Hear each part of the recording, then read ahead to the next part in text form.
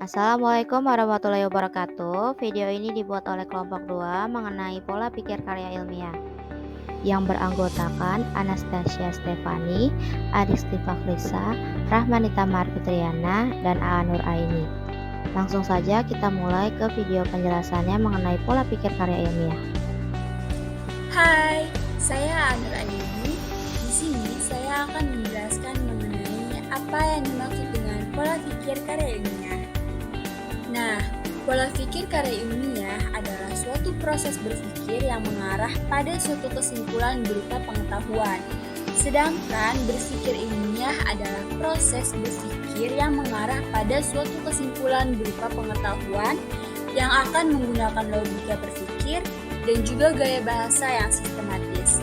Pola pikir karya ilmiah memiliki ciri yang berbeda dengan karya tulisan ilmiah, seperti logis, sistematis, dan juga objektif, serta akan disusun berdasarkan sifat-sifat ilmiah. Selanjutnya, mengapa hakikat pola pikir itu penting? Nah, jadi pentingnya memiliki pola pikir yang tepat dalam konteks ilmiah adalah karena ia dapat membantu ilmuwan untuk melakukan kegiatan ilmiah yang teratur dan juga berwawasan luas. Berpikir ilmiah adalah suatu upaya untuk menemukan fakta dan ide yang sebelumnya tidak diketahui. Sebuah penulisan karya ilmiah harus dapat dipertanggungjawabkan kebenarannya berdasarkan kaidah-kaidah ilmiah yang berlaku. Saya, Adisti Fakrisah, akan menjelaskan tentang hakikat pola pikir karya ilmiah.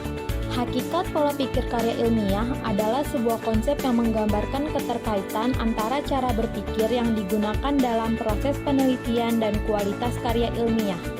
Pola pikir yang tepat dan logis dalam konteks ilmiah dapat mempengaruhi kualitas karya ilmiah, yang merupakan hasil dari proses berpikir ilmiah yang dilakukan oleh peneliti.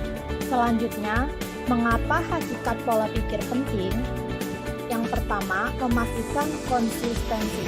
Pola pikir yang tepat dan logis dapat memastikan konsistensi dalam karya ilmiah. Penelitian dapat memastikan bahwa data yang dikumpulkan dan analisis yang dilakukan sesuai dengan tujuan penelitian dan teori yang digunakan. Yang kedua, memastikan kualitas. Pola pikir yang tepat dapat memastikan kualitas karya ilmiah. Penelitian dapat memastikan bahwa karya ilmiah yang dibuat adalah akurat, valid, dan teruji. Yang ketiga, memastikan efektivitas. Pola pikir yang tepat dapat memastikan efektivitas dalam proses penelitian. Peneliti dapat memastikan bahwa waktu dan biaya yang dibutuhkan untuk melakukan penelitian berhasil diharapkan. Yang keempat, memastikan integritas. Pola pikir yang tepat dapat memastikan integritas dalam karya ilmiah. Peneliti dapat memastikan bahwa data yang dikumpulkan dan analisis yang dilakukan tepat dan benar, dan tidak ada kesalahan logika atau kesalahan data. Dan yang terakhir, memastikan ketepatan. Pola pikir yang tepat dapat memastikan ketepatan dalam karya ilmiah. Peneliti dapat memastikan bahwa karya ilmiah yang dibuat adalah benar dan tepat dan tidak ada kesalahan atau kesalahan logis. Saya Anastasia Stefani akan menjelaskan tentang jenis pola pikir ilmiah. Jenis pola pikir ilmiah terdiri dari pola deduktif dan pola induktif. Yang pertama, pola pikir deduktif, yaitu kesimpulan yang ditarik dari teori yang sudah ada, kemudian dilakukan pengamatan pada fenomena khusus. Yang kedua, pola pikir induktif, yaitu membangun teori dari pengamatan fenomena. Fakta adalah fenomena khusus dan teori adalah hasil generalisasi umum. Jadi, fakta adalah dasar pengamatan kita, sedangkan teori adalah hasil generalisasi yang membantu kita memahami fenomena secara lebih umum. Semakin banyak fakta yang kita amati, semakin kuat teori yang dapat kita bangun. Selanjutnya, yang pertama, pola pikir deduktif. Pola pikir ini bertujuan untuk menguji hipotesis atau teori yang telah disusun sebelumnya. Pola pikir deduktif ini menggunakan pendekatan top-down, dimulai dari premis atau asumsi umum, kemudian mencapai kesimpulan atau konklusi yang lebih spesifik. Yang kedua, pola pikir induktif. Pola pikir ini berusaha untuk mencapai kesimpulan umum berdasarkan pada pengamatan yang spesifik atau data yang ada. Pendekatan pola pikir induktif ini melihat suatu hal secara khusus, kemudian mengaitkannya dengan penjabaran yang bersifat umum.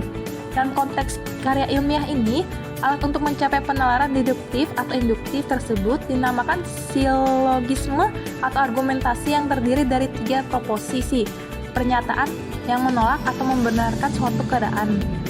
Di sini ada premis atau asumsi dasar argumentasi, mayor atau minor, ada premis minor, dan yang terakhir kesimpulan. Selanjutnya, di sini ada contoh pola pikir deduktif. Yang pertama, setiap hewan adalah makhluk hidup. Pernyataan tersebut termasuk premis mayor. Yang kedua, kucing adalah hewan. Pernyataan tersebut termasuk premis minor. Maka deduktif yang dapat kita simpulkan yaitu kucing adalah makhluk hidup. Selanjutnya, contoh pola pikir induktif. Yang pertama, desa A di Kecamatan Cibolege, Kabupaten Lebak adalah desa miskin. Pernyataan tersebut termasuk premis minor. Yang kedua, desa B di Kecamatan Cibolege, Kabupaten Lebak adalah desa miskin. Pernyataan tersebut termasuk premis minor. Jadi, yang dapat kita simpulkan dari semua pernyataan tersebut, semua desa di Kecamatan Cibolege, Kabupaten Lebak adalah desa miskin. Wali kota itu termasuk premis. Jadi, deduktif berfokus pada penarikan kesimpulan dari premis yang telah ditetapkan, sementara induktif berusaha untuk mencapai kesimpulan umum berdasarkan pengamatan spesifik. Sekian dari saya, terima kasih. Subbab yang terakhir adalah struktur berpikir logis yang akan dijelaskan oleh saya sendiri, Rahmanita Maharfitriana. Struktur berpikir logis adalah proses pemikiran yang mengatur fakta, ide, dan keputusan dalam rangkaian yang konsisten dan mengacu pada logika. Berpikir logis menggunakan konsep, keputusan, dan penalaran untuk mencapai kesimpulan dari situasi atau masalah yang mengarah ke suatu tujuan yang ingin dicapai. Selanjutnya adalah komponen-komponen dasar berpikir logis. Yang pertama ada konsep atau pengertian, yaitu penangkapan inti dari situasi atau objek yang akan dibatasi. Yang kedua ada decision atau keputusan, yaitu proses pemutusan yang mengacu pada logika dan fakta yang diperoleh. Yang ketiga ada reasoning atau penalaran, yaitu proses pemahaman yang mengacu pada logika dan fakta yang diperoleh, yang mengarah ke tujuan yang akan berdampak pada penelitian atau karya ilmiah. Untuk membangun keterampilan berpikir logis, perlu dilakukan berpikir sistematis yang mengacu pada keterampilan dalam menganalisis situasi dan menghasilkan solusi yang masuk akal. Lalu, apa sih pentingnya berpikir logis? Dengan berpikir logis, kamu dapat menyelesaikan masalah berdasarkan logika dan rasional, serta memiliki kemampuan membedakan pemikiran yang keliru, sehingga menghasilkan karya ilmiah yang akurat dan benar.